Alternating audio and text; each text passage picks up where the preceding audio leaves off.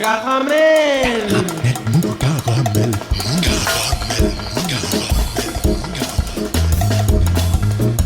Caramel. Mou. Caramel. Caramel. Mou.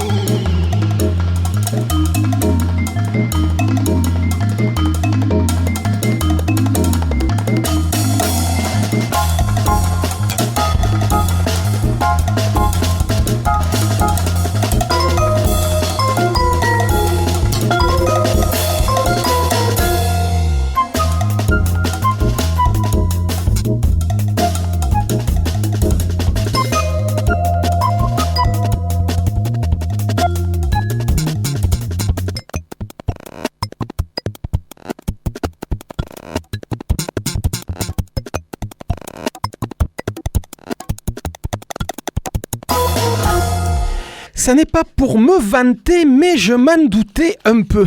À voir la façon dont Jean-Luc Moudenc et son équipe de bras cassés avaient renié une promesse maintes fois répétée pendant la dernière campagne municipale de tout faire pour éviter la fermeture du pavillon Mazar, croix de bois, croix de fer, si je manque, je vais en faire pour finalement laisser faire cet hiver sans jamais intervenir. Rien d'étonnant à apprendre dans la semaine que la mairie vient d'acter un autre reniement de promesses. La lecture de Médiacité, le site d'information en ligne toulousain, nous indique en effet que les jeunes Toulousains résidant dans les quartiers prioritaires de la ville ne bénéficieront pas des 40 € promis par le candidat Jean-Luc Moudenc aux dernières municipales pour les aider à adhérer à un club. Après avoir dans un premier temps et une première fois modifié cette promesse en décembre 2020 en décidant de ne l'octroyer que sous condition de ressources, voilà Tipa que la mairie a tout simplement et que le maire a tout simplement décidé de ne pas la mettre en application. C'est ce en tout cas que vient de reconnaître Laurence Haribagé dans la semaine, l'élu LR de la majorité municipale et adjointe au sport. Le motif de cette suppression est plutôt cocasse. Jean-Luc Moudenc ne voulait pas faire doublon avec une mesure annoncée par Jupiter lui-même le 18 mai dernier avec la présentation de son passe sport, un montant de 50 € qui sera mis en place dès septembre prochain et dont bénéficiera les familles recevant l'allocation de scolarité ou dont les enfants sont en situation de handicap. Et voilà comment la mairie assoit sa politique d'économie des finances municipales. Et voilà surtout comment le maire continue à oublier certaines affirmations de campagne. Allez, salut les filles, c'est Joe Kangourou pour un nouvel épisode de Caramel Mou, saison 32, réalisé par Marc Lazaro. Ce soir, on parle de journalisme indépendant et d'esprit aventureux avec Nina Dupeux, la directrice de publication du trimestriel L'Empaillé, dont le numéro 2 vient tout juste de sortir. On évoquera également le festival Convivencia qui a largué les amarres dimanche dernier avec Céline Vidal, co-directrice de ce festival itinérant. Et puis en fin d'émission, notre bon professeur Thibaut nous rejoindra pour une nouvelle chronique de cinéphilie décalée, foutraque et néanmoins essentielle. Mais on commence tout de suite par la nouveauté de la semaine. Électropop élégante, voix cristalline et vaporeuse, guitare acidulée, mélodie lancinante et clavier à tous les étages. Vous y rajoutez un peu de mélodie hypnotique et on retrouve tout cela dans le nouveau répertoire du groupe toulousain Pas de printemps pour Marny, groupe amené par le guitariste auteur-compositeur Jean-Pierre Isnardi. Un répertoire qui vient de faire l'objet d'un enregistrement. L'album A Weekend Song sortira à la rentrée prochaine. En attendant, en voilà illico un premier extrait en avant-première pour Caramel Mou. Pas de printemps pour Marny. Le morceau s'appelle je ne sais plus comment, mais il est extrait en tout cas des Weekend Songs, un album donc à sortir à la rentrée. C'est Caramel Mou et c'est à mieux.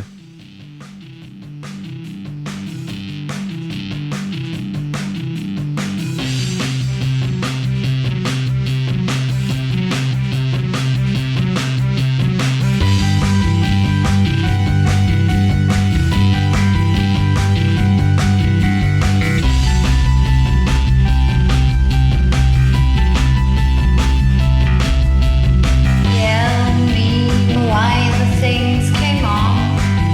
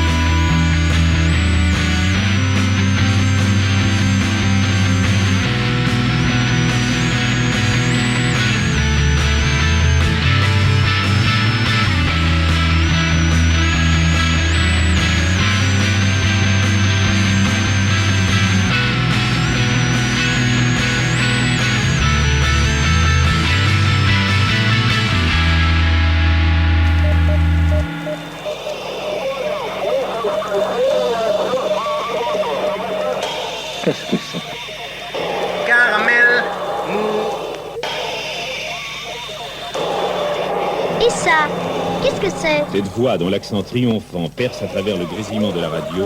C'est Joe Congo ou pardon?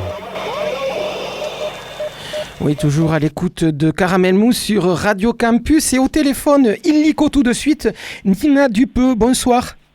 Bonjour, bonsoir. Oh ben oui, bonjour. C'est vrai que vous êtes tellement loin de Toulouse que peut-être chez vous c'est encore la journée. Nous on commence la soirée, c'est l'heure de l'apéro.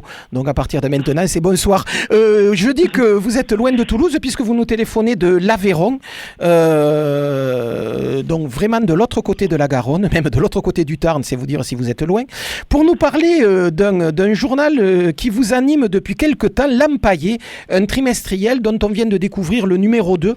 Il est sorti il y a à peu près 3 semaines et suffisamment bien en place pour que sans publicité, on le voit tout de suite lorsque l'on rentre chez un kiosquier.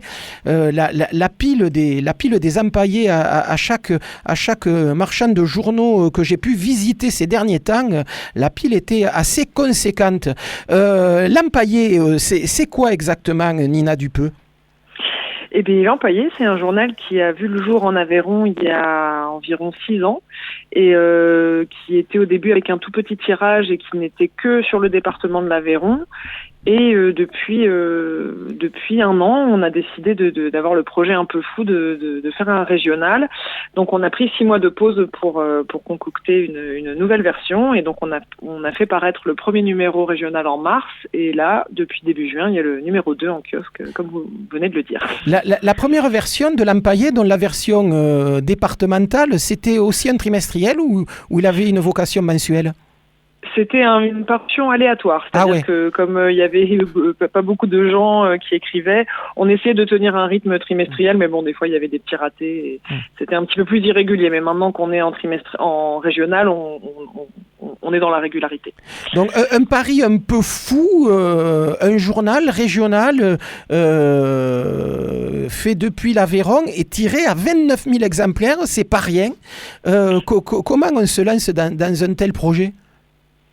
Eh bien, écoutez, c'est aussi parce qu'on nous a beaucoup demandé. On a reçu de plus en plus de propositions de papier de gens qui n'étaient pas dans l'Aveyron, qui venaient des Pyrénées ou de Toulouse ou de Perpignan. Et on s'est dit qu'on aimerait bien aussi raconter ces histoires-là. Et puis on s'est dit qu'on a fait une collecte un petit peu de fonds sur Internet pour essayer de trouver des financements via des abonnements, par exemple. Et puis en fait, avec un petit budget, un budget un peu plus conséquent que pour la version départementale, on s'est un petit peu lancé donc dans le régional et on a fait un premier tirage très gros à 29 000 exemplaires en sachant que évidemment on n'en vendra pas 29 000, mais bon, ça c'est la logique de la presse française, oui, et de la presse.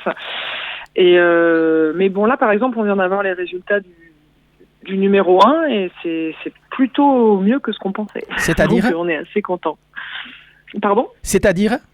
Là, on pense qu'on en a vendu environ entre 9 et 10 000 pour le coup. Ah oui. Oui, comme vous dites, ce qui n'est pas rien.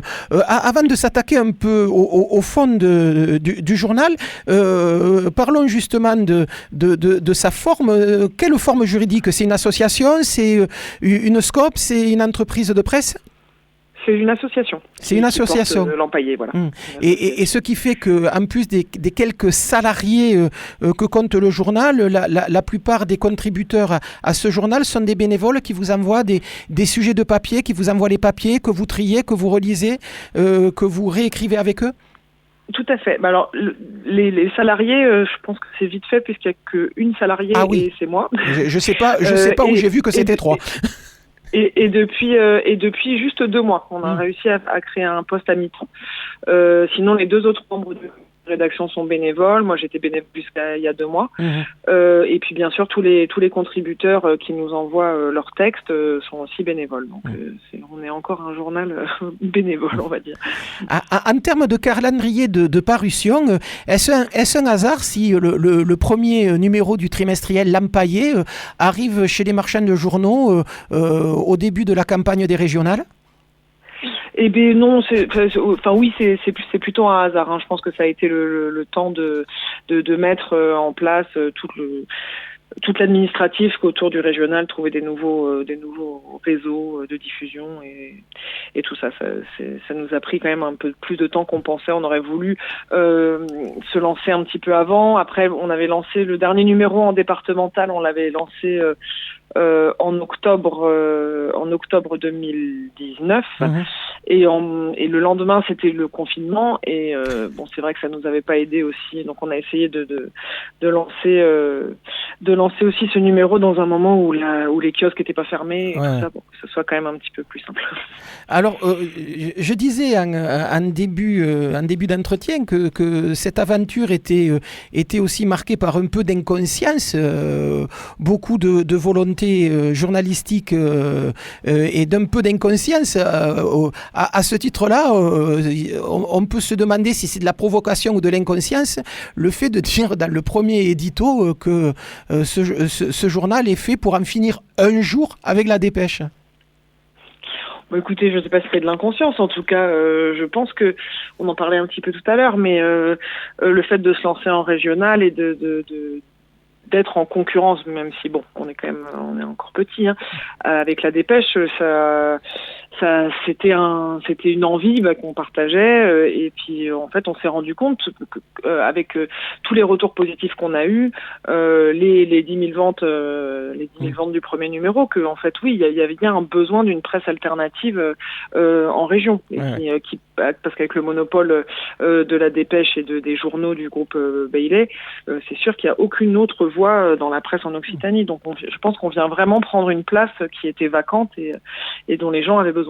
Et qu'avait voulu prendre en son temps une émanation du journal Le Monde qui à Toulouse s'appelait Tout Toulouse. On va le rappeler. Et ce qui est sûr en tout cas, c'est que la dépêche n'aura pas ce levier de la publicité sur votre journal, puisque l'Empaillé est un journal sans publicité. Tout à fait. Et ça, c'est vraiment quelque chose où on insiste, on restera sans publicité. Ça, c'est non négociable.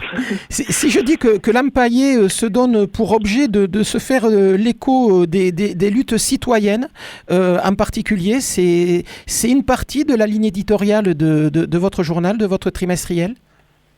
Oui, c'est vrai qu'on a une ligne éditoriale où on aime donc relayer des luttes citoyennes.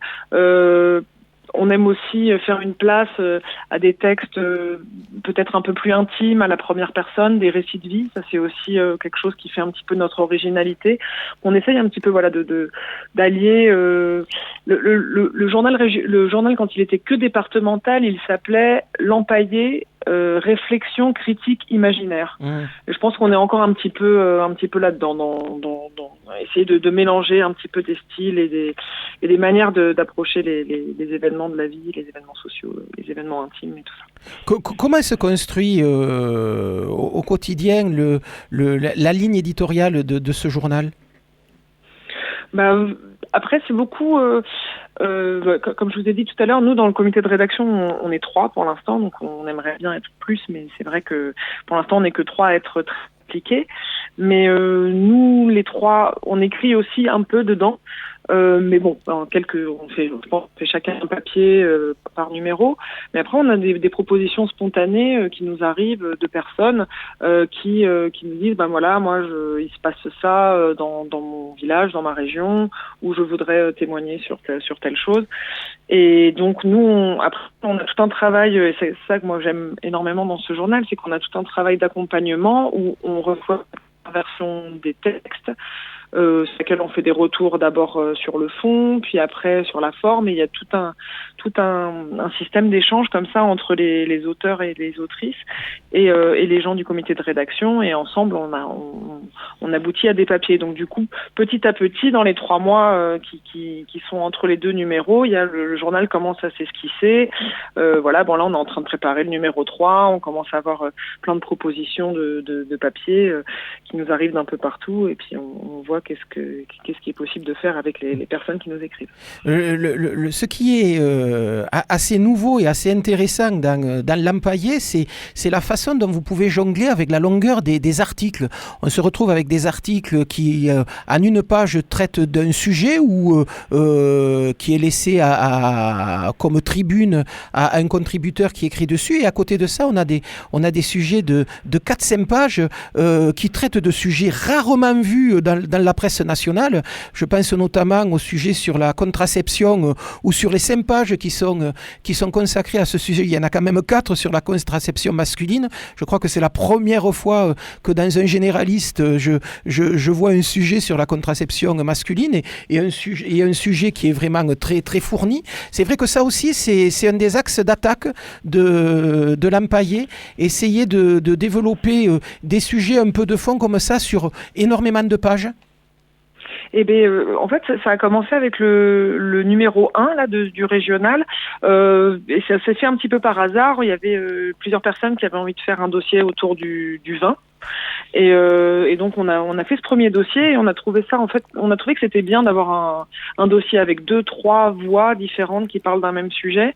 Et encore par hasard, pour le numéro 2, il y a 2 personnes qui nous ont contactés, avec une personne qui voulait faire un sujet sur la vasectomie et une personne qui voulait faire un sujet sur l'anneau contraceptif. Et du coup, on s'est dit, faisons un dossier sur la contraception masculine. Et je pense que c'est quelque chose qu'on voudrait garder pour les prochains numéros, de garder un dossier central de 4-5 pages qui permet de creuser un sujet avec différentes voix. Vous parlez également du sujet sur le vin dans le premier numéro. Je conseille la lecture de ce sujet-là pour tous les épisodes autour des vins de contrebande. C'est absolument savoureux. Le seul défaut de l'article, c'est que ces vins-là, on ne pourra sans doute pas les goûter de ce côté-ci de la Garonne. Je disais en début d'interview que vous alliez un peu de front face à la dépêche. Dans le numéro 2, vous récidivez une deuxième fois un peu sur l'actualité de Jean-Michel Baillet, et là aussi vous ressortez une affaire dont on n'a quasiment jamais entendu parler. Il y a guère que Mediapart qui s'en était fait l'écho au moment où ça avait été annoncé, l'inculpation de Jean-Michel Baillet pour attouchement sexuel envers une mineure d'une 12aine d'années. Et c'est vrai que vous racontez cette histoire en vous étonnant notamment que cette information n'ait pas été largement diffusée dans la presse nationale. Oui, tout à fait, parce que évidemment, à part Mediapart, personne n'a relayé ça. Une affaire toujours à l'instruction. Tout à fait. Elle est en instruction, donc c'est pour ça qu'aussi on écrit que jusqu'à ce que le verdict ait été rendu. Oui, enfin que déjà l'affaire soit bouclée. Ouais. Mais effectivement, normalement, quand il y a une personne qui est aussi médiatique que Jean-Michel Baillet, ça devrait être un peu plus relayé. Mais c'est vrai qu'il y a une omerta sur la presse, même sur la presse nationale. Oui. Quand on se souvient de l'histoire du directeur, du président de Sciences Po de janvier, on peut s'étonner qu'effectivement, sur le même type d'histoire, la presse nationale ne s'en soit pas emparée aussi fortement. Oui, tout à fait. C'est une histoire que vous allez, pour le coup, suivre de numéro en numéro ? Je ne sais pas si cette histoire-là en particulier, mais je pense qu'on a encore plein de choses à dire sur la dépêche et on a aussi des témoignages de gens qui veulent aussi parler des médias qui ont été un petit peu phagocytés par la dépêche, que ce soit Midi Libre ou l'Indépendant dans l'Aude ou la République des Pyrénées, ou complètement rayés de la carte. Et c'est vrai que j'en reviendrai à Tout Toulouse, dont ça c'est une histoire qui a une petite quinzaine d'années, lorsque Le Monde avait décidé de créer un deuxième journal sur Toulouse. Je crois que Tout Toulouse a dû rester en activité 2 ans et a déclaré forfait au bout de 2 ans d'existence. Et oui. Complètement asphyxié, économiquement parlant, puisque la dépêche s'était chargée d'assécher le marché publicitaire pour ce journal concurrent. Le prochain numéro est annoncé pour quand ? Eh bien, ce sera mi-septembre. Mi-septembre. Là, on se garde un petit peu l'été pour recueillir un petit peu les textes et puis voilà. À la rentrée, on fera un très joli 3e numéro. Et votre travail éditorial étant de maintenir un peu la cohésion de l'ensemble et le côté rentre-dedans à l'ensemble des articles qui vous sont proposés. Bah écoutez, oui, on essaye. En tout cas, ça se fait comme ça. Ça se fait comme ça. Et puis on a aussi à cœur c'est vrai qu'on n'a pas trop parlé de la partie graphique, mais c'est vrai qu'on aime aussi travailler avec des illustrateurs, des artistes qui proposent des illustrations originales pour chaque article aussi. Ça, je pense que c'est quelque chose qui se retrouve pas trop en tout cas dans la presse régionale, et voilà, on a envie de garder ça. Le papier journal n'étant pas forcément le meilleur média, par contre le meilleur support en tout cas pour le travail d'illustration que vous entamez, notamment peut-être pour tout ce qui est photo, où effectivement ça ne rend peut-être pas hommage au travail qui a été fait par les gens qui vous envoient et des dessins et des photos. Bien sûr, c'est sûr que, mais bon, on peut pas imprimer sur du papier glacé magnifique. Et puis c'est vrai qu'on a aussi envie, on a à cœur de garder ce prix bas de 3 € le numéro, parce que c'est bien que ça puisse être accessible à tous, même des gens qui n'ont pas beaucoup de ressources. Et c'est vrai qu'on a aussi un réseau de distribution parallèle de l'empaillé qui n'est pas dans les kiosques, mais qui est dans les cafés associatifs, dans certaines librairies, dans des épiceries biologiques ou j'en sais rien, sur les marchés un peu partout dans la région. Et c'est vrai que là aussi il y a aussi un système pour les gens qui ont vraiment pas de sous de le prendre gratuitement, quoi. Donc on a aussi envie de garder cette accessibilité là. Donc c'est pour ça qu'on est dans une économie quand même assez restreinte entre notre refus de mettre de la publicité dans nos pages et notre prix bas. Voilà, on restera dans une économie un peu serrée, mais c'est pas grave. On va continuer comme ça et c'est ce qu'on veut. Avec sans doute un côté très militant dans le travail de diffusion. Je suppose que dans les régions d'origine de l'empaillé, il y a un travail militant de diffusion dans des petits endroits tels que vous pouvez les citer là, des épiceries, des bars dans les villages. Là, pour le coup, c'est un travail de lecteurs assidus qui doivent se faire aussi vecteurs de diffusion, non ? Ah, tout à fait. Et d'ailleurs, on le dit, que nous, on est tout à fait ouverts au fait que des personnes nous écrivent et nous disent, voilà, moi j'ai acheté votre journal, j'aime le contenu, j'aimerais le diffuser autour de moi, je voudrais une dizaine d'exemplaires. Et nous on en envoie. S'il y a des gens qui veulent devenir un point de diffusion du journal, c'est tout à fait possible. Et c'est comme ça qu'on construit un petit réseau de diffusion qui fonctionne très bien et qui fait plaisir aux gens. Donc en tout cas, le numéro 2 est toujours en vente à Toulouse dans pas mal de marchands de journaux. Si vous ne le trouvez pas en bonne place, vous le demandez, parce qu'il y est quasiment à chaque fois. J'ai vérifié hier et avant-hier dans une dizaine de points de vente. Donc demandez-le, ça s'appelle l'Empaillé, c'est le numéro 2. Et dans le numéro 2, vous aurez un article sur les théâtres occupés à Millau et à Saint-Céré. Il y a une tribune qui parle d'une ville de Toulouse sans voiture, mais aussi sans prolo. Donc on parle aussi de gentrification de cette ville, problème qu'on a souvent évoqué dans cette émission. Il y a un papier sur l'autoroute Castres-Toulouse. Il y a aussi l'histoire d'un village de bobos coincés dans l'Ariège et qui n'a pas l'assentiment des gens qui vivent à côté. Il y a un article sur Saint-Antonin et la façon dont cette ville est sous surveillance. On y trouve aussi, je vous le disais, cet article sur la contraception masculine. Un sujet, alors là pour le coup, intéressant, interloquant, et c'est la première fois que j'en entendais parler. Bon, c'est vrai que je ne suis pas complètement au fait de l'actualité de ce coin de la région, mais cette usine de production d'uranium à côté de Narbonne est assez glaçante.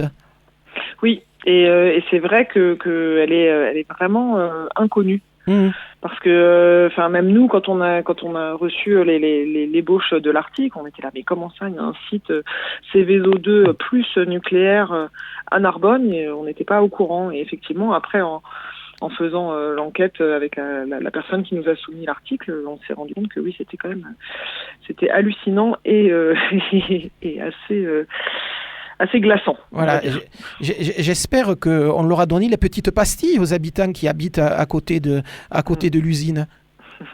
J'espère aussi, mais bon, je ne sais pas si ça suffira. Mais peut-être ils ne sont même pas au courant qu'ils habitent à côté de cette usine-là. On y trouve également, plus attendu dans un journal venant de l'Aveyron, un gros dossier sur l'histoire des mines et des mineurs du bassin houiller de Decazeville, et puis une enquête sur nos amis les riches, tels qu'ils peuvent se développer dans la région et la façon dont ils ont de se reproduire entre eux et de se regrouper dans un certain nombre de clubs et d'associations dont vous livrez les noms, autant les noms des associations que les noms des participants. Et de temps en temps, ça peut être jubilatoire de lire ce style d'article. Tout à fait. Moi, je suis bien d'accord. Voilà, donc l'Empaillé journal rentre dedans, journal qui se fait l'écho des luttes citoyennes, un trimestriel conçu dans l'Aveyron, distribué dans toute la région, 3 €. Le prochain numéro, c'est pour la rentrée en septembre. On vous souhaite longue vie. Et puis à l'occasion d'un passage à Toulouse, venez nous voir dans cette émission. On sera enchanté de vous offrir l'apéritif, puisque c'est aussi, nous, la marque de fabrique de caramel mou. Quand les invités viennent, ils ont droit à l'apéro. On vous ramènera une bouteille de vin pirate, alors. Ah, alors ça, c'est double impératif pour venir dans cette émission. En tout cas, on essaiera de vous relancer régulièrement pour que vous puissiez nous faire part de sujets que vous traitez dans les numéros qui vont sortir, parce que y a des informations qu'on n'a pas l'habitude de lire ailleurs. Merci beaucoup, en tout cas, Nina Dupeux, pour nous avoir passé ce coup de fil, et longue vie à l'Empaillé. Merci, au revoir. Au revoir.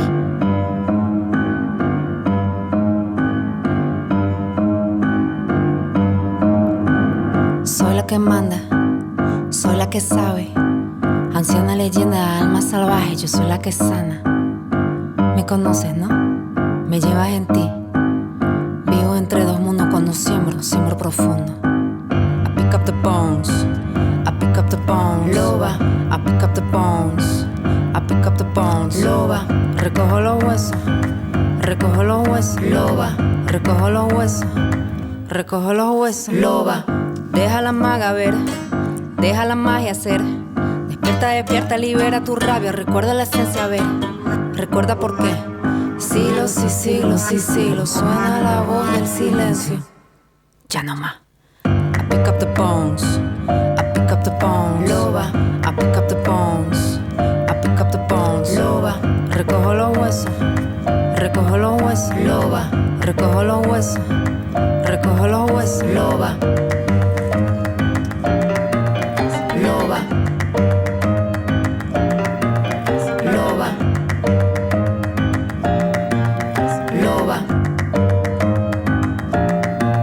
loba. Crece la rabia, crece la rabia.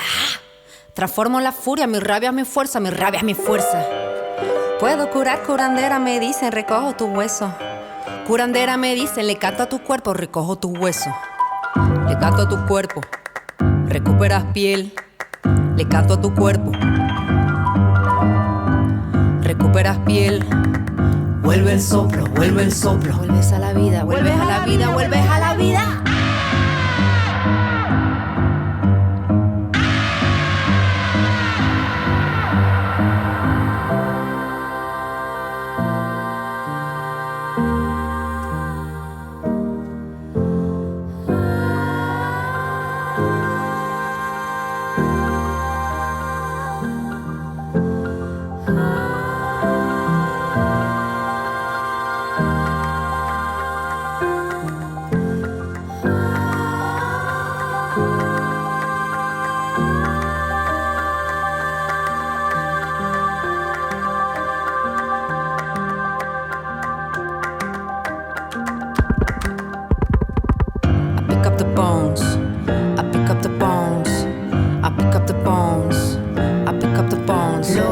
Recojo los huesos, loba, recojo los huesos, loba, recojo los huesos, loba, recojo los huesos, loba.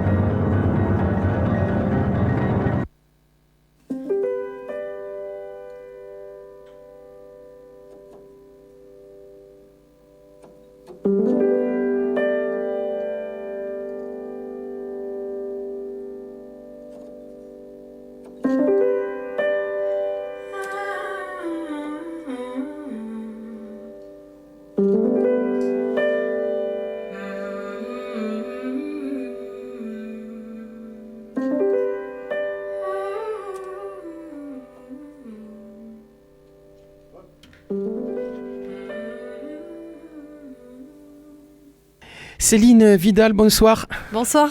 On vient d'écouter La Chica avec un morceau extrait de son dernier LP, un court disque, La Loba. Et puis on a écouté ce morceau pour introduire cette partie où nous allons parler du festival Convivencia et elle sera La Chica dans le cadre de ce festival à Béziers le 22 juillet sur la scène de Bessan. Ça va être un grand moment parce que cette jeune musicienne installée en France mais qui vient d'Amérique du Sud commence à cartonner et je suis toujours étonné de la façon dont Convivencia peut inviter des gens qui sont en pleine explosion sur finalement, j'allais dire, des petites scènes parce que vous restez quand même une petite scène et c'est vrai que c'est là qu'on a découvert dans la région des gens comme Dupin. Le premier concert c'était sur Convivencia. On écoutera en fin d'émission un autre artiste que l'on pourra écouter demain soir à Castanet, David Walters. Lui aussi est en train d'exploser. Enfin, c'est vrai qu'il y a un travail de programmation et de recherche qui est assez étonnant pour ce festival. Ça fait 25 ans que ça dure. Comment vous faites pour être aussi pointu que ça ? C'est un travail de fourmi et je tire mon chapeau à ma collègue Cécile Hérodeau, qui est la programmatrice du festival et comme tu le dis, qui fait un travail fabuleux de repérage d'artistes. Elle nous dégote des pépites et pour nous c'est très important de mettre en lumière ces artistes pour les faire sortir de l'ombre. De les mettre en lumière. C'est souvent des artistes justement qui sont sous-médiatisés mais qui sont pas présents forcément dans les médias mainstream mais qui ont vraiment des choses à défendre et des belles musiques à partager. Et puis comme tu le dis, Convivencia c'est un festival à taille humaine et ça on y tient beaucoup. On n'est pas la grosse machine. On invite les gens à se retrouver dans un moment convivial et vraiment à être curieux. Pour nous, c'est important. Et à découvrir des artistes. Un festival Convivencia 2021, j'allais dire un peu écourté par rapport à certaines éditions qu'on a pu connaître auparavant. Je suppose que la programmation en temps de Covid n'a pas été simple et ni le montage de cette édition.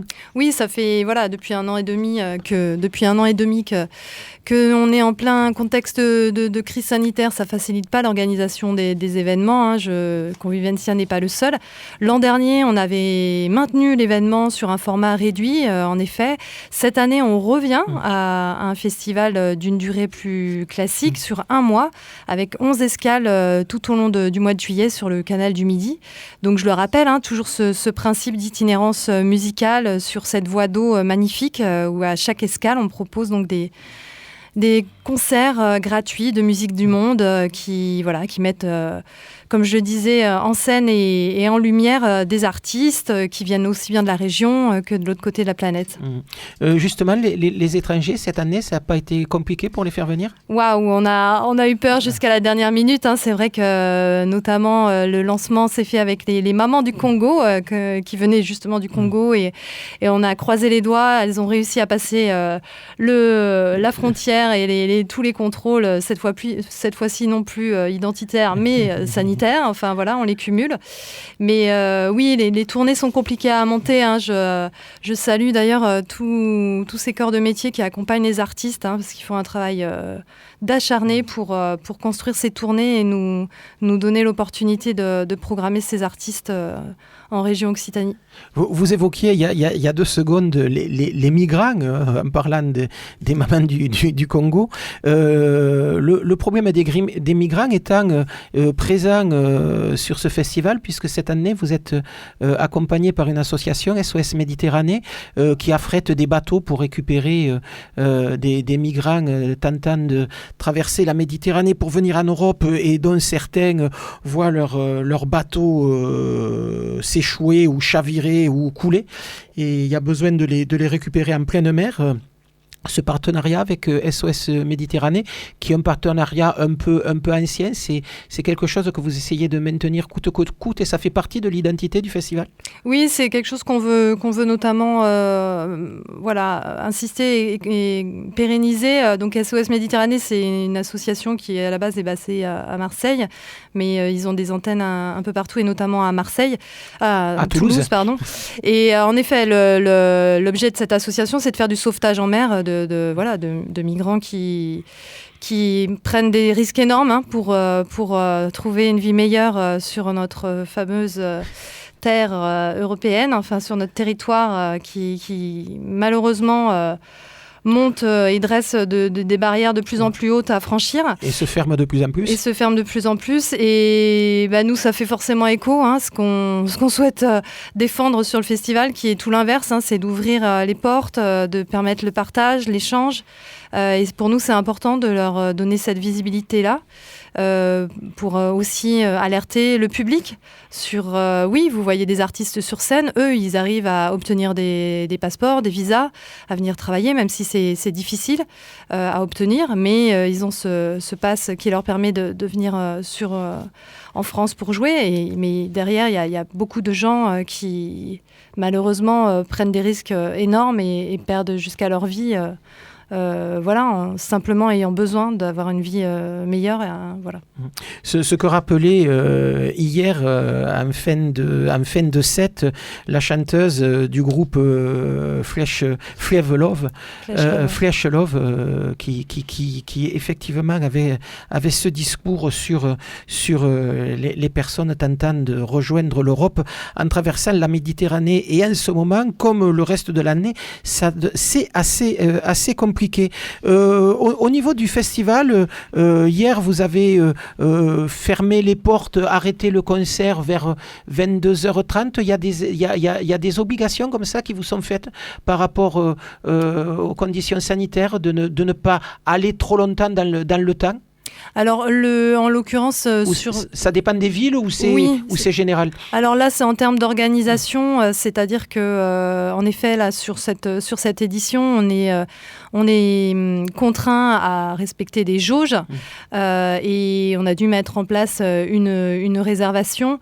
Donc, on a souhaité faire démarrer les concerts plus tôt pour être en capacité d'accueillir et de contrôler le nombre de personnes qui sont présentes sur le site.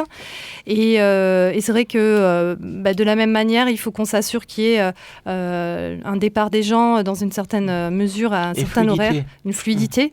Et c'est pour ça qu'on a cette année, en effet, certains concerts qui démarrent un peu plus tôt que les autres années. Et notamment hier, c'est vrai qu'à Toulouse, on finit habituellement plus tard.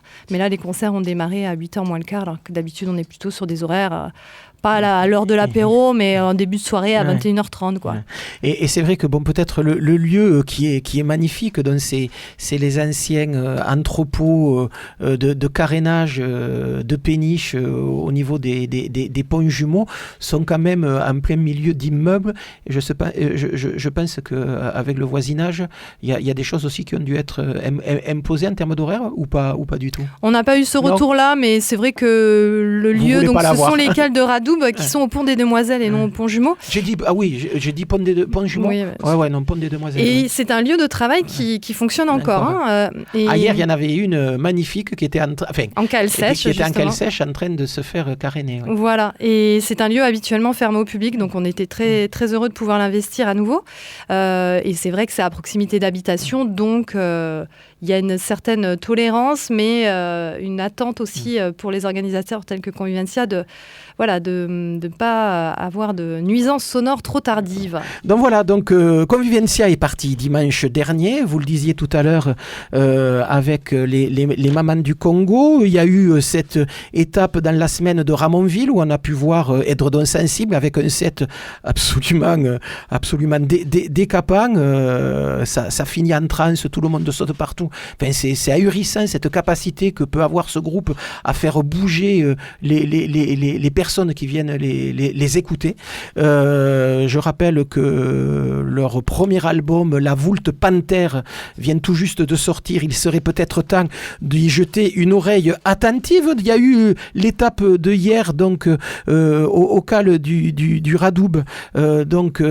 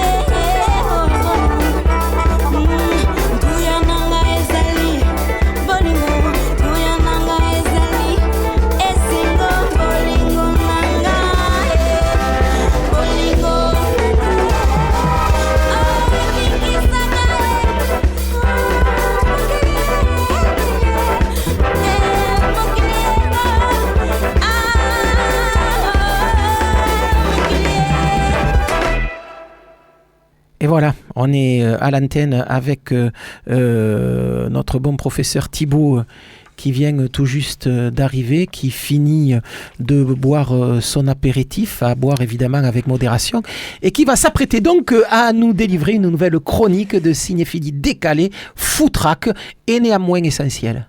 Bonsoir, petite fée de la FM. Bonsoir, professeur Thibaut. Modération est un mot banni de mon vocabulaire. Oui, on le dit. Et c'est vrai que vous fréquentant depuis une bonne vingtaine d'années, je commence à en être persuadé. Ah oui, vous le savez, vous me connaissez bien. Que dis-je, 20 ans, peut-être même 25. Non, la modération, c'est la fin de la civilisation. Mais très bien. Donc, allons-y. Enfin, pour moi. Allons-y sans modération. Mais je vais être relativement soft ce soir. Du moins au niveau pelliculaire. Bon, alors alors qu'est-ce que je vous fais un petit panier de la ménagère ? Ah ben allons-y. Je vous fais un petit panier de la ménagère. Je réfléchis en même temps, vous savez comment je suis. Comme d'habitude. J'ai un DVD, je précise pour les auditeurs. J'ai un DVD que j'ai pris là, comme d'hab, ce matin, parce que j'avais un peu de travail aujourd'hui. Donc j'ai pas pu trop préparer cette chronique. Alors je sais pas si je commence par un DVD, un truc en salle. En salle, si vous avez quelque chose à nous proposer. Alors, en salle, oui. Alors moi j'ai un truc très très intéressant à vous proposer. Ce sera le 13 juillet. La veille du 14, alors je ne sais pas quand sont les feux d'artifice. Voilà. Les feux d'artifice sont mardi. Non, les feux d'artifice sont mercredi, mais par contre, c'est mercredi. Le 13, c'est mardi. Voilà, avant d'aller aux feux d'artifice, on pourra se rendre au théâtre du Capitole. Parce qu'il y aura un film. Ah ouais. Alors on est au théâtre, mais il y aura un film. Alors ça, c'est incroyable. Il y aura le fantôme de l'opéra. Voilà, donc un film muet de Rupert Julian qui date de 22-24, je crois, 1900. Oui, évidemment. Pas 2000, je précise. Et pas 22 après Jésus-Christ. Voilà, la pellicule n'était pas encore d'actualité. Qui sera accompagné à l'orgue avec une chanteuse soprano. Alors, je pense qu'il doit rester des places, donc c'est... puis c'est pas trop cher, en fait, pour ce genre d'événement. Là, on doit être dans les 20 euros pour les places à l'orchestre. Donc ça, je conseille fortement, surtout que l'acteur principal, c'est Lon Chaney. C'est l'homme aux 1000 visages. Oui. Vous connaissez Lon Chaney ? Oh oui, vous nous en avez parlé régulièrement. Je suis ultra fan de Lon Chaney, qui était un acteur SM, mais sans le S finalement. Il n'était que M, il n'était que masochiste. C'était quelqu'un qui adorait se torturer pour changer son physique, etc. Il s'engonçait dans des corsets. Il a fait un film qui s'appelait... Enfin, il a joué dans un film qui s'appelait L'Inconnu de Todd Browning. Donc oui, c'était... en fait, il jouait un personnage qui se coupe les bras par amour dans le film. C'est un très très beau film, et en fait il a joué tout le film dans un corset comme ça. J'avais parlé d'un autre film aussi ici, en fait, où il joue un cul-de-jatte, et là aussi il s'était fait fabriquer un corset comme ça pour bloquer les jambes. Pour cacher les jambes, face à la caméra. Et alors c'était complètement fascinant, et là il joue donc le fantôme de l'opéra. Alors il est très moche comme ça et tout, mais c'est un film qui est très romantique. Voilà. C'est l'histoire du fantôme de l'opéra. Oui, rappelons vite le pitch là. C'est un musicien défiguré qui hante donc les coulisses d'un théâtre, d'un opéra comme ça, et qui va tomber amoureux d'une chanteuse qu'il va bien sûr kidnapper à un moment donné, et on va s'apercevoir que les monstres finalement ne sont pas les plus laids. Et voilà, et on va s'apercevoir que les monstres ne sont pas là où on le pense. Exactement, tout à fait. Voilà, donc ça c'est mardi 13 au Capitole. Ouais, ça c'est... Film noir et blanc, ciné-concert. Pas noir et blanc, teinté. Vous saviez qu'à l'époque on teintait les pellicules. Oui, les pellicules. Enfin, on tournait en noir et blanc, mais il y avait aussi beaucoup de films donc là teintés. on va voir la version teintée. Voilà, on aura des beaux verts, des beaux bleus, ça et tout. C'est absolument magnifique. C'est une très très très belle restauration. Très bien, donc ça c'est au Capitole, mardi prochain, 13 juillet. Voilà, alors quelque chose de plus, peut-être de plus léger. Ah ben oui. Quoique, je sais pas si c'est plus léger. Enfin, en tout cas pas pour moi. Vous savez, moi je mets tout sur le même plan. Je vais vous parler, qu'est-ce que je vais en prendre un des deux, parce qu'il y a deux titres là-dessus. Allez, je vais prendre le premier. Je vais vous prendre Crazy Mama. Ah, Maman la dingue. Voilà. Il y en a, oui. Et alors, je vais expliquer d'où vient ce film et tout. On va un petit peu parler de New World Pictures. Vous connaissez New World Pictures ? Oui, c'était une boîte qui ne doit plus exister maintenant. Ah oui, ça existe plus. Et c'était pas les Globus qui étaient derrière ? Non, alors c'est pas Golan et Globus, ça c'est Canon. Ah, d'accord. Alors ça, on parlait de Delta Force avec Chuck Norris, voilà. Non, alors ça c'est pas eux. Non, New World Pictures, je vais arriver à le dire, c'est une boîte qui a été créée par le légendaire Roger Corman, qui doit avoir 95 ans, qui a à peu près produit 800 films maintenant, qui a changé la face du cinéma américain. Surtout d'exploitation. Il est encore vivant, Corman? Il est encore vivant, oui. Ah, oui. Oui. Alors il a fêté son anniversaire pendant le premier confinement, mais alors je vous garantis que là il n'y avait pas de masque. Les vieux de la vieille étaient là parce qu'il y avait Coppola, il y avait Scorsese, il y avait tout le bordel de l'époque. Voilà. Et pourquoi Corman a changé justement la face du cinéma américain? C'est tout simplement parce qu'il a eu cette idée géniale de créer cette boîte au tout début des années 70 et de dire, moi j'ai pas envie de payer les gens, je vais aller chercher des jeunes étudiants. Et donc il allait chercher des jeunes étudiants en fin d'études, et donc il est allé chercher que les branleurs, Martin Scorsese, Francis Ford Coppola, Joe Dante, etc., etc. Donc voilà. Alors c'est quelqu'un qui a eu cette idée de génie et qui a lancé finalement toute cette génération des années 70. Et Crazy Mama est un film réalisé par Jonathan Demme. Jonathan Demme, celui de Philadelphia? Oui, celui de Philadelphia, celui du Silence des agneaux, qui a débuté en fait chez Roger Corman. Il a débuté avec un film de prison qui s'appelle 5 femmes à abattre. Alors, moi j'adore les films de prison parce qu'il y a toujours des scènes de douche où on peut voir les filles toutes nues. Alors moi personnellement j'adore ça, je n'en ai absolument pas du tout honte. Il faut pas se cacher, hein. Il n'y a pas de voilà, hein, surtout y a pas quand de on honte. prend la douche. Ouais. Exactement. Et là il y a ce truc complètement dément, donc Crazy Mama. Alors qui est un film de gangster et l'argument en fait est très simple. C'est dans une boutique donc d'esthéticienne, coiffeuse esthéticienne. Il y a 3 générations. On a donc la grand-mère, la mère et la fille. Et cette boutique va avoir des problèmes, des recouvrements de dettes, etc. Elles vont perdre leur boutique et elles vont se dire tiens, ça se passe en 1958, je précise, et elles vont se dire tiens, on va aller récupérer nos terres en Arkansas. Parce qu'on dit Arkansas en américain, on ne dit pas Arkansas. Et elles vont partir comme ça en voiture, mais elles vont se dire, en fait, oui, quand on va arriver là-bas, on veut élever des chèvres, on veut faire du maïs et tout, etc. Qu'est-ce qu'il faut? Il faut de l'argent. Bon, alors qu'est-ce qu'on fait pour avoir de l'argent? On va braquer des banques. On va à la banque. Et alors là, ça devient complètement formidable. On a ces 3 générations de filles. Alors c'est vraiment des bad girls, moi, comme je les adore. Hein. On y va. C'est-à-dire, on va braquer des banques, on va piquer des bijoux, on va voler aux riches finalement, on va même pas donner aux pauvres, on va le garder pour nous parce que nous on veut récupérer nos terres. Et alors c'est une presque comédie, comme j'appelle.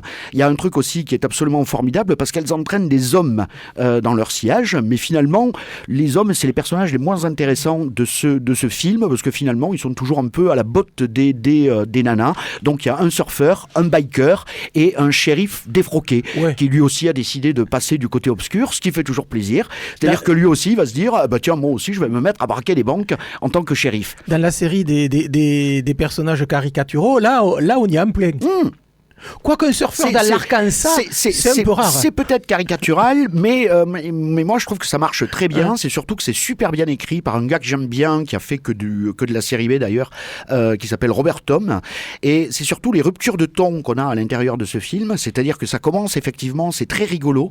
C'est par moments c'est très burlesque parce qu'il y a beaucoup de poursuites de voitures, on casse beaucoup de choses et tout, voilà, des fusillades et tout. Mais il y a des espèces de ruptures de ton complètement bizarre et quelque part aussi un petit peu nostalgique parce qu'au fur et à mesure de leur périple, parce que c'est aussi un road movie, on va traverser une espèce d'Amérique rurale comme ça, une Amérique de prolo. Qu'on voit pas trop souvent au cinéma, surtout maintenant, malgré Nomadland, qui voilà, on pourra reparler de ce film un petit peu plus tard.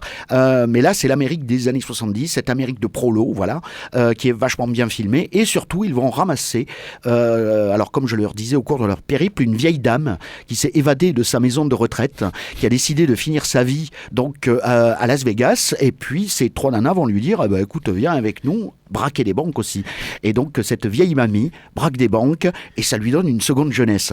Et alors ça, c'est formidable. Voilà, moi j'applaudis des 2 mains ce Crazy Mama qu'on peut trouver en Blu-ray et qu'on peut trouver aussi bien sûr illégalement sur le net, avec des sous-titres français. Sur le Blu-ray, il y en a pas. Ah oui. Donc voilà. Donc je m'adresse donc aux auditeurs. Vous êtes assez grands, vous savez que voler c'est pas bien, mais mais si vous voulez le lire en français, c'est sur Internet. Oui, mais le principe du vol, en fait, c'est qu'il faut savoir qu'on vole. Et du moment qu'on sait qu'on vole, on a compris bien des choses. Voilà. C'est tout ce que je voulais dire. Et on parlait de Jonathan Demy. Si je me souviens bien, il avait aussi réalisé un documentaire sur les Talking-Heads. Il a filmé un concert. C'est un concert, ça s'appelle Stop Making Sense. C'est un concert complètement incroyable des Talking-Heads. Ça fait partie des rares bons films concept, parce qu'il y a eu énormément de concerts filmés un petit peu conceptuels, et celui-là est complètement extraordinaire. Scorsese a eu le sien avec The Last Waltz. Tout à fait, mais qui n'était pas une réussite. Non, qui n'était pas une réussite, et qui était vraiment pas aussi bon que ce Stop Making Sense. Et qui était assez boursouflé. Voilà, c'était donc la rubrique ciné de notre bon professeur Thibault. Simplement rappeler également qu'au niveau de la cinémathèque, les projections d'été en plein air dans la cour de la cinémathèque ont commencé le 9. Ce soir. C'est ce soir. C'est ce soir. Parce qu'on n'est pas le 10, donc ça commence le 9. Et c'est ce soir. Et avec quel film ? Ça commence avec Bus Stop de Joshua Logan. Avec Marilyn Monroe. Avec la très très belle Marilyn Monroe. Mais parfait, très bien. Allez, à la semaine prochaine. Ah oui, si je suis encore là. Il n'y a pas de raison. Et puis ça sera la dernière de la saison. Allons-y, la suite.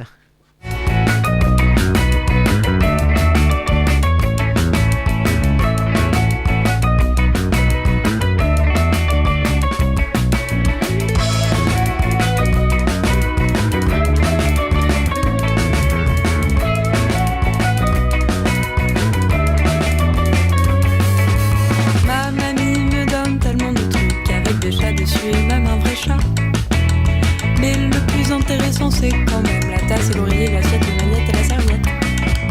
Moi, tous ces chats, quand tu n'es pas là, je me regarde. Je me sens seule comme sur une chaise à la boue du collège. Sur mon bureau, y a ta photo, pourquoi la garder? Comme tous ces chats, tu ne seras jamais vraiment là.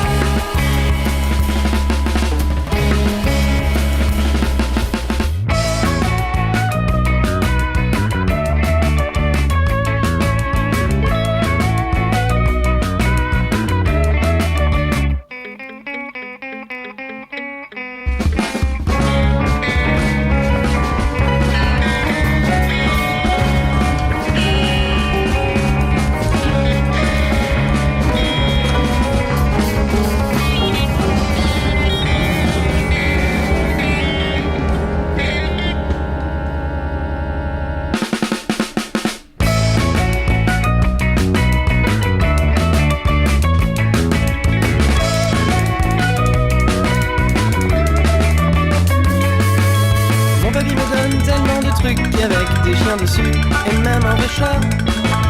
Mais le plus intéressant c'est quand même la tasse, l'oreiller, l'assiette, la maniette et la serviette. Moi, tous ces chiens, lorsque tu les vois, qui me regardent, je me sens vite comme un casier à la fin du lycée. Dans ma panière, il y a tes chaussettes, faudrait les laver. Comme tous ces chiens, mais tu es bien, comme tous ces chiens morts.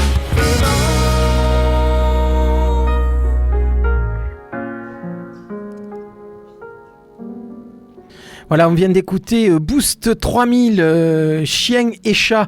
Boost 3000, groupe toulousain amené par la violoniste Marion Jo, que l'on peut écouter dans la baraque à Free, que l'on peut écouter également dans Tarzan et Tarzan, donc des formations basées sur les musiques improvisées, mais qu'il a monté avec ses petits camarades un groupe Boost 3000, plutôt frais, plutôt axé sur des chansons complètement surréalistes. Il y a un petit peu de Catherine derrière tout ça, et un clip vient d'être mis en ligne aujourd'hui, le clip de cette chanson que l'on vient d'écouter, Chien et Chat, annonçant un album qui sortira, lui, à la rentrée, sur le label toulousain Pop Superette.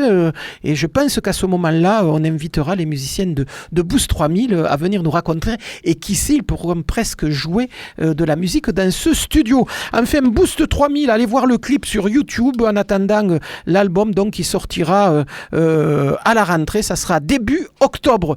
Jingle et on passe à la suite. Je pense que le jingle ne partira pas. Donc passons tout de suite à la suite avec ce soir aux Dubliners du folk irlandais avec Taraz Folk.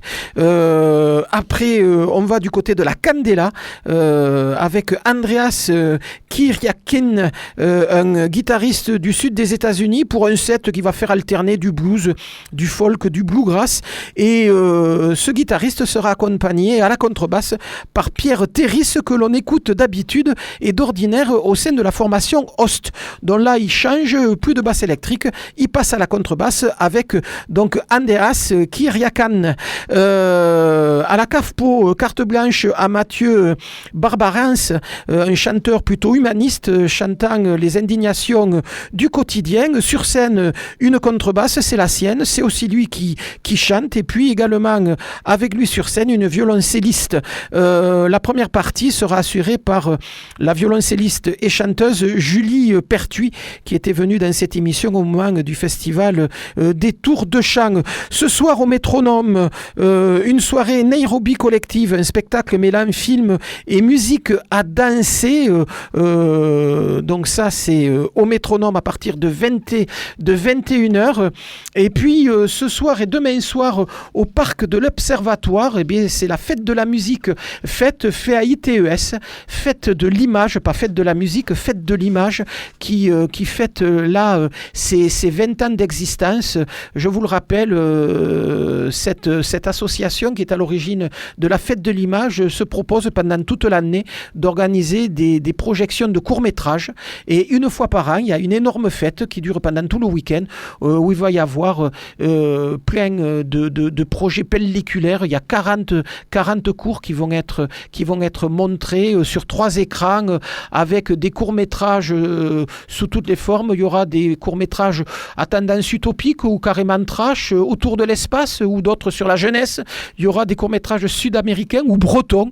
Il y aura même des courts-métrages qui seront faits en direct et à voir bien calé sur les pelouses donc de l'Observatoire à Jolimont, sur la colline de Jolimont. Il y en aura vraiment pour tous les goûts, et il y aura même de la musique. Ce soir, c'est déjà parti, ça a commencé à 18h. Demain soir, ça commence à 16h, à milieu d'après-midi. La fête de l'image donne des projections, des ciné-concerts, des performances, des installations nocturnes, ce soir et demain soir, donc au parc de l'Observatoire. Je vous rappelle également que pendant tout le week-end, c'est Jazz à Luz, que mercredi prochain, c'est le 14 juillet, et que dans le cadre du 14 juillet, il y a une vingtaine de concerts qui ont été programmés par la mairie de Toulouse. La plupart d'entre eux seront joués par des groupes de la région. Et par exemple, dans le jardin Claude Nougaro, c'est les Fanflures qui animeront le concert du 14 juillet. Et puis, je vous le redis, demain soir, à l'écluse de Castanet, on pourra écouter donc un concert dans le cadre du festival Convivencia, qui cette année fête ses 25 ans. En première partie, Chroma Steel, un steel band, et puis en deuxième partie, David Walters, groove créole de très très grande tenue. David Walters, que l'on écoute tout de suite.